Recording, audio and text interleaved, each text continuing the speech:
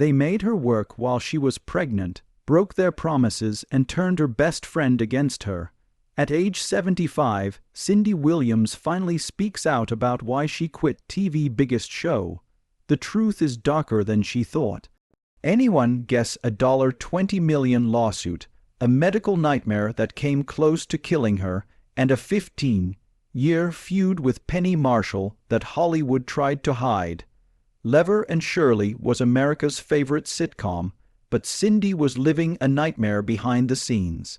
Cindy Williams was born Cynthia Jane Williams on August 22, 1947, in Van Nuys, California. Her father, John, was an electronic technician, and her mother, Lily, was a waitress. Cindy grew up in a working-class family where money was often tight, but there was always plenty of laughter. She had one sister. When Cindy was a year old, her family moved to Dallas, Texas, where they stayed until she was 10 years old. They then went back to Los Angeles. Her father had Welsh, French, and Cherokee roots, and her mother was Italian, American. John was friendly and funny, but his drinking made him unpredictable. At one point, things got so bad that Cindy and her mother moved to Texas to live with her grandmother. A year later, they made up with her father and came back home, even though as a child, Cindy loved acting. She would copy commercials and put on little plays at home. She dreamed of being discovered by Debbie Reynolds, who was one of her idols. Her father was also very funny. He would do impressions of Jackie Gleason and Milton Berle, which made Cindy love comedy even more. As she got older, her love for acting turned into something more serious. She started acting in church productions and school plays at Burr Ingham High School in Los Angeles, where she became known for her talent. Big Dreams star Sally Field and future philanthropist Michael Milan were both in Cindy's class.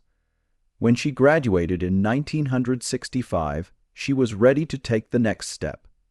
She went to Los Angeles City College to major in theater arts.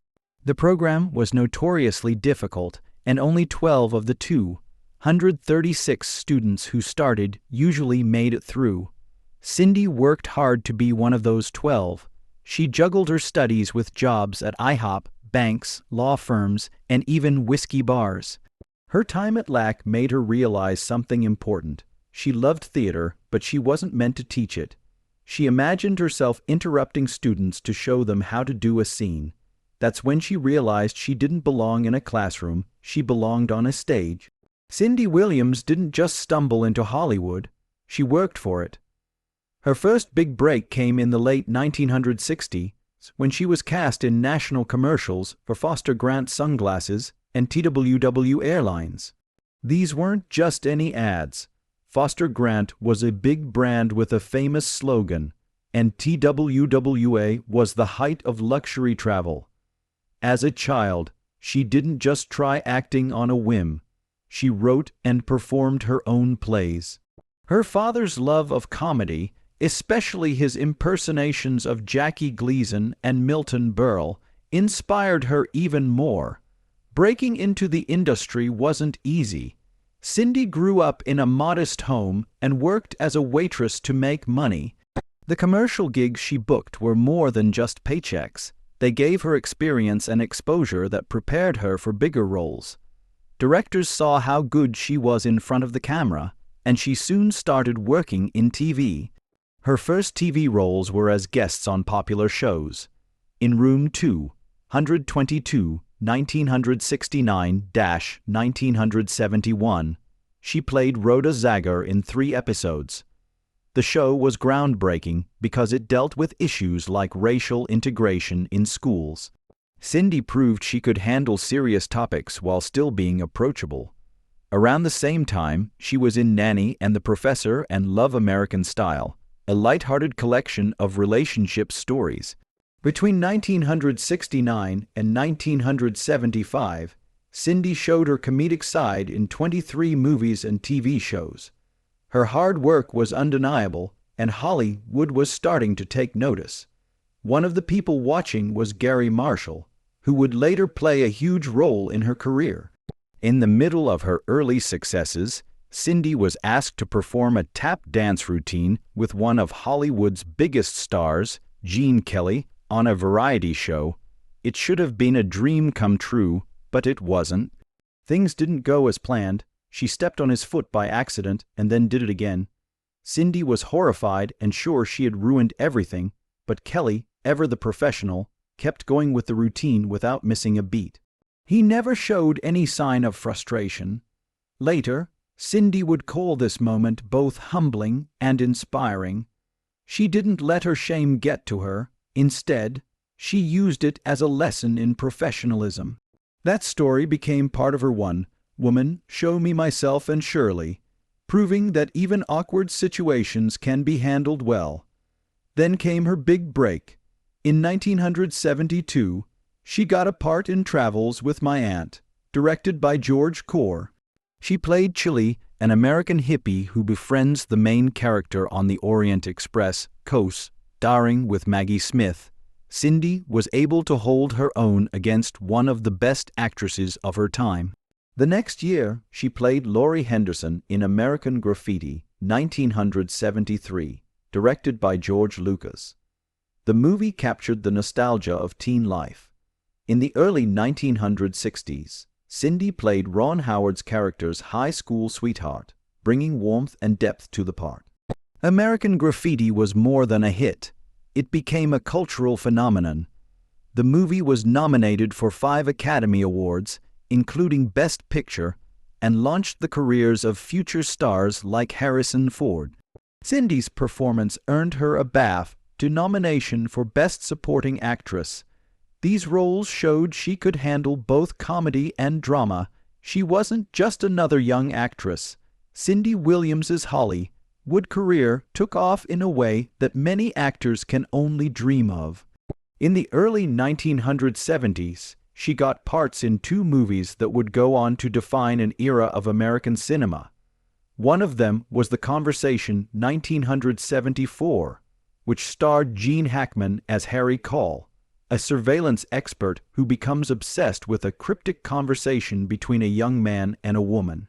The movie was directed by Frank Francis Ford Coppola, a master storyteller who had just made The Godfather 2 years before. Cindy played Anne, the woman at the center of the mystery. Her part was small but important. Everything Anne said made Harry and the audience question what was real and what wasn't. The Conversation was a slow burn, a movie that stuck with people long after the credits rolled. Critics called it one of the best thrillers of the decade. It won the Grand Prix at Cannes and was nominated for Best Picture at the Academy Awards years later, and it was added to the National Film Registry. Even though Cindy's performance wasn't the loudest, it showed that she could hold her own in a movie with some of the best actors of the time, like John Cazale and Gene Hackman. This was right after her big break in American Graffiti, 1973, where she played Laurie Henderson and got a BAFTA nomination. Being in back-to-back roles in 2 of the most famous movies of the time made it seem like Cindy was destined for a long career in movies.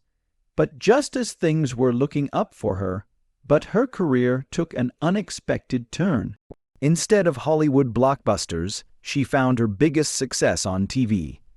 Her first role was as Shirley Fenny on Happy Days, which was only supposed to be temporary but quickly turned into something much bigger. Shirley and Penny Marshall's character, Lern DeFazio, struck a chord with viewers. Their chemistry was undeniable, and soon ABC gave them their own show.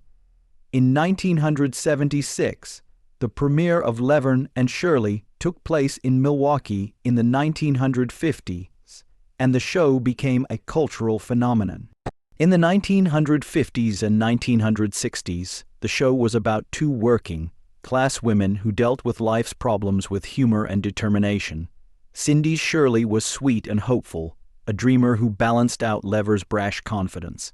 Their friendship was the center of the show, and viewers loved seeing them face life's problems, whether it was a bad date or a chaotic shift at the bottling plant. The show's theme song, Shay Schlemazel Hen Pfeffer Incorporated, became a pop culture icon during its peak. Laverne and Shirley Were the Shirley was a fan favorite because Cindy could switch between slapstick humor and heartfelt moments with ease. Her performance earned her a Golden Globe nomination for Best Actress in a Television Series in 1978, putting her in the same category as legendary TV stars like Carol Burnett. It was a testament to her talent, showing she could do more than just play a sidekick. She could carry a show. The show's success went beyond live-action television and led to an animated spin-off called Lever, and Shirley in Cindy voiced her character on the Army for years and became famous as one half of one of TV's most beloved duos. But just as the show was entering its final season, problems started to arise behind the scenes. Penny's brother Gary Marshall produced the show, which created an unfair playing field that Cindy had to deal with. In his memoir, My Happy Days in Hollywood, Gary Marshall described the set as chaotic, saying there was constant swearing and conflict. Apparently, Cindy thought Penny got special treatment because she was related to Cindy. Penny, on the other hand, didn't like Cindy's musician husband Bill Hudson and thought he was too demanding. As the show became more popular, the problems got worse. Both actresses wanted more control over their roles and often had disagreements with the writers. The tension wasn't just between Cindy and Penny. It spread to the whole production team. Cindy stayed with the show for over 150 episodes, but by the 8th season, things had reached a breaking point. When Cindy announced she was pregnant in March 1982, things got worse. At first, Paramount told her they would work her pregnancy into the plot and that she could work until mid-October without any problems. But as the months went by, those promises fell apart. The studio tried to get her to sign a contract that required her to work until her due date, which Cindy refused because she thought it was unfair and unrealistic. Penny tried to convince her to stay, even suggesting that Cindy could rest while she took on more of the roles. It was physical comedy, but things had gone too far, and Cindy decided to quit. Cast members were shocked, and fans had no idea what had happened until years later, when Cindy said that trying to hide her pregnancy bump during filming had been stressful, and she was annoyed that producers still expected her to do physical scenes even though she was sick. She felt like she had no choice but to quit, and her last episode aired. Shirley Fenny and Len DeFazio appeared together in a funny hypnosis story on October 12, 1982. But by the next episode, she was gone. The only explanation was a short note saying that her husband had been transferred overseas. Fans were confused. There was no emotional farewell scene, just an abrupt exit that didn't fit for a character who had been a mainstay of the show for years. But she wasn't done fighting. In August 1982, she sued Paramount for $20 million. Cindy Marshall sued Gary Marshall and the studio, saying that they broke their promise to pay her $75,000 per episode for 22 episodes and $37,500 for reruns. When she got pregnant, those plans started to fall apart, and she also said that Gary had told Paramount to fire her. The lawsuit brought to light a bigger problem in Hollywood: how pregnant actresses were treated. Over time, it led to better working conditions for women on set. The lawsuit was eventually settled out of court for an undisclosed amount, but the damage had already been done. After Cindy Williams left Laverne and Shirley in 1982, she didn't stop acting. She moved on to made-for-TV dramas and comedies, showing that she could play a range of roles. One of her first big projects was Euphoria, a sci-fi comedy with Fred Ward and Harry Dean Stanton. The movie came out in independent films, often had trouble with funding and distribution, so this was one of many delays. When it finally came out, it was another example of Williams's willingness to work on unusual and unique projects. TV remained a big part of her career. In 1990, she starred in Normal Life, a sitcom about a family dealing with everyday chaos. It didn't last long, but it kept her in the public eye. A few years later, she worked again with producers from the sitcom Lever and Shirley on Getting By. which ran from 1993 to 1994. She played Kathy Hathaway, a single mother who lived with another single mother in a suburban Illinois neighborhood. The show only had 2 seasons, but it gave her a chance to play a real, down-to-earth character. She also made guest appearances on popular shows like 8 Simple Rules, Touched by an Angel, Lois and Clark, The New Adventures of Superman, and Lois and Clark, The Superman Affair. Her ability to switch between comedy and drama kept her busy throughout the 1990s. But television wasn't in national tours of Grease and Moon over Buffalo. Doing live theater was different, but it showed how dedicated she was to her craft. Behind the scenes, she took on an unexpected role as a producer. She co-produced Father of the Bride in 1991 and its sequel, Father of the Bride Part 2, in 1995. Both movies, which starred Steve Martin and Diane Keaton, were big hits. The first made $89 million in the U.S. and the second made $76 million. Williams didn't just help make movies happen. Nancy Meyers, who co-wrote and produced both movies, later said that Williams was the one who suggested remaking the 1950 Spencer Tracy classic. That one idea helped Meyers' career and showed that Williams had a good eye for stories. She never lost touch with the fans who loved her as Shirley Feeney. From 1998 to 2002, she had a recurring role on For Your Love as Ronnie in 4 episodes, which introduced her to a younger audience while still giving longtime fans what they loved. Fans enjoyed seeing her in reunion specials, which kept her in touch with her past. In 1995, she joined Penny Marshall and the rest of the cast for the Lever and Shirley reunion. In 2002, she and Marshall worked together again on L&S, where they shared behind the scenes stories and even performed skits based on their classic roles. Even in the 2000s, she kept acting. In 2013, she appeared on Sam and Cat with Penny Marshall, which was a fun nod to their history together. She never let herself be defined by just one role. Cindy Williams was famous for playing Shirley Feeney on Legend of the Glenn Miller Show. But her real life was full of love, family, and hard choices. In 1982, she married musician Bill Hudson, a man she never thought she would fall in love with. They met at a celebrity baseball game while she was still on Legend of the Glenn Miller Show. At first, she thought he was just another Hollywood playboy, but when he sent her a Christmas card, she changed her mind. It was a thoughtful and unexpected gift of a book called Heart Sounds by Martha Lear, which led to their first dinner together. Cindy later said that the night changed how she saw him, and when she met him again, she thought he looked like a Greek god. Their relationship moved quickly. They got married on May 1, 1982, making Cindy Goldie Hawn's sister-in-law and the stepmother of Kate and Oliver Hudson. That same year, Cindy found out she was pregnant with her first child. A fight broke out with the producers of Laverne and Shirley because her contract required her to work even though she was pregnant. When she couldn't come to an agreement, she made the decision that would change her life. She quit the show in 1982. It was a big turning point in her career, but for Cindy, family came first. She and Bill Hudson built a life together while raising their 2 kids, Emily in 1982 and Zachary in 1986. Cindy loved being a mom, but she also said it was a test by fire. She worked hard to keep her kids out of the spotlight, but they were always there for her when it mattered. In 2004, when she got a star on the Hollywood Walk of Fame, Emily and Zachary stood proudly next to her.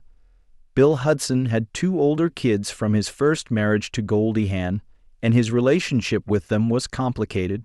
Cindy did her best to make the house a warm place for everyone, but family dynamics were never easy. In 2021, Kate Hudson talked about wanting to reconnect with her parents. With her half-siblings Emily and Zachary, Cindy's efforts to build strong family bonds paid off. After 18 years of marriage, Cindy and Bill's relationship ended in December 2000 when she filed for divorce, saying that she and Bill could no longer be together. It was a hard time in her life, but she kept her eyes on her kids. In 2015, Cindy told the world her story in her memoir, Surely I Justiced, which she co-wrote with Dave Smitherman. The book was funny and honest. She wrote about her decision to leave the show at its peak, her marriage to Bill, and the difficulties of raising children in the entertainment industry. She also wrote about her divorce, calling it one of the hardest times in her life. But Cindy found ways to laugh because she believed that humor could get you through anything. In May 2012, Cindy Williams felt a sharp pain in her back. At first, doctors thought she had colic because she was having pain in her stomach. But within days, her condition got much worse. Her kidneys stopped working, her blood pressure dropped to dangerous levels, and an infection started spreading quickly. Doctors didn't have much time to do anything about it because the infection was caused by a lap band from a weight loss surgery she had years before. It had worn through her stomach, leaving a hole that let bacteria get into her body. By the time they realized what was going on, she was in total renal failure, and she was rushed into intensive care. There were no guarantees, but doctors told her husband that she might not survive the surgery. She did survive, but recovery was very hard. Cindy spent over 6 weeks in the intensive care unit ICU, most of that time on a ventilator and heavily sedated. She got full body thrush, a painful fungal infection. She had red man syndrome, a severe reaction to antibiotics. Her kidneys failed and she had to go on continuous dialysis. She had a 10-inch open wound across her abdomen. Even after leaving the hospital, she still had to deal with a lot of problems. She was one of many survivors who developed post-sepsis syndrome, a condition that affects up to half of those who survive sepsis. It made her forget things, be tired all the time, and be in pain all the time. She had trouble holding conversations and doing simple things like driving or going grocery shopping. Her body had also changed. She had kidney cysts, bladder problems, and an enlarged liver. Her muscles hurt from after being bedridden for months. Cindy still had nightmares, flashbacks, and a feeling that she was only a small part of the person she used to be friends with. Friends who didn't understand what she was going through slowly drifted away. Despite everything, Cindy wouldn't keep quiet. She became an advocate for sepsis awareness, using her story to warn others about the dangers of delayed diagnosis.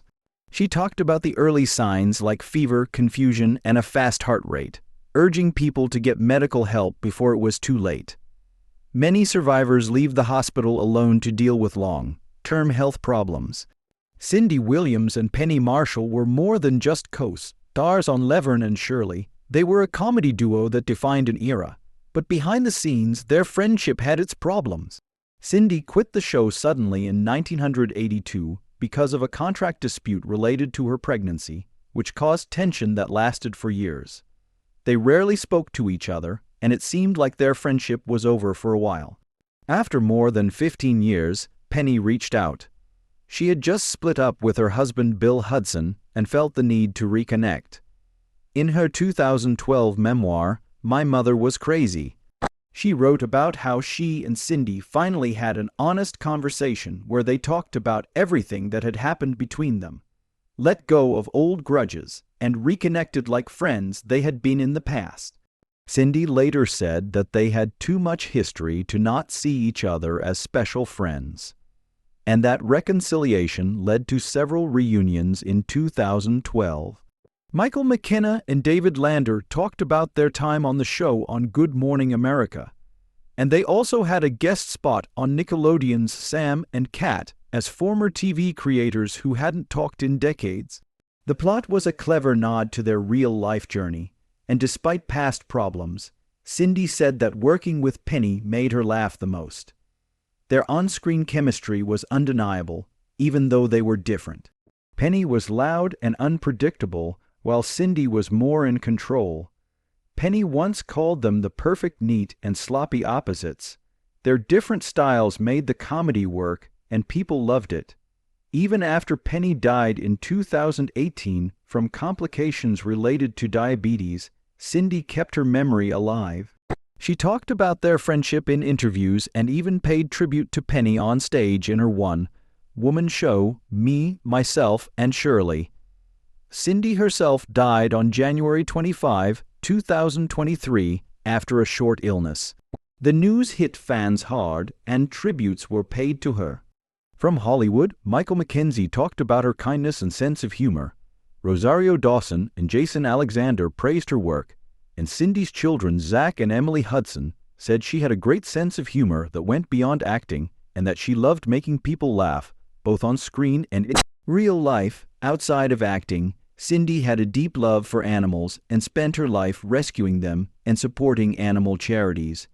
Her children spoke about how proud they were of her career, but also of her life.